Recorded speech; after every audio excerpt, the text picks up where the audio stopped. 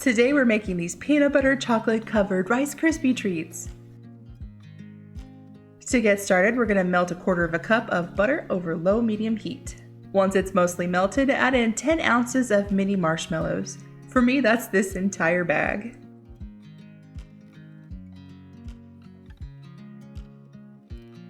Once your marshmallows have started to melt, add in 1/2 cup of peanut butter.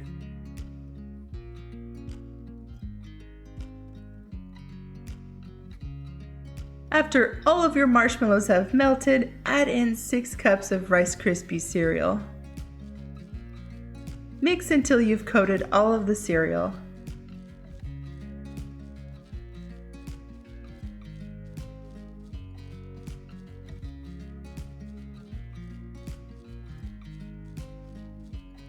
To a 9 by 13 inch baking dish, spray it lightly with some nonstick cooking spray and then drop in your cereal.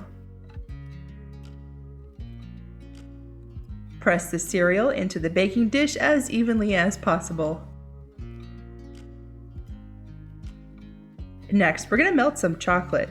I started with these melting candies about 1.5 cups. I melted mine in the microwave for about 1.5 minutes, stirring every 20 seconds or so. This is pretty thin as is, but I'm going to thin this out just a hair more by adding in a pinch of vegetable oil. Take your chocolate and spread it out all over the top.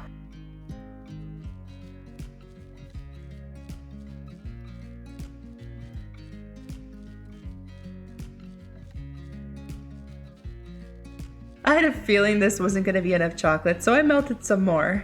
I want a nice layer of chocolate, not just a little smear.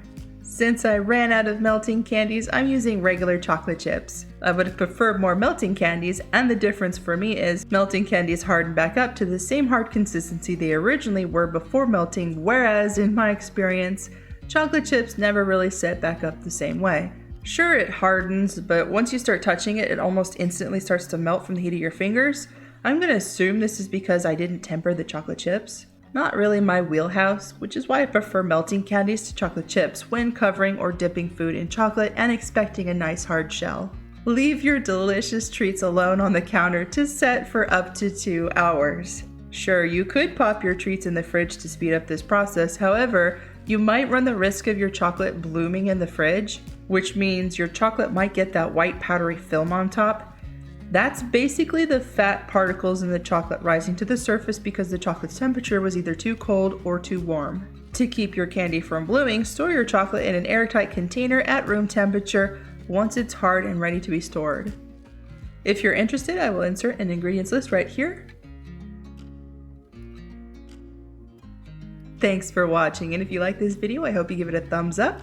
Don't forget to subscribe, and I'll see you all in the next video.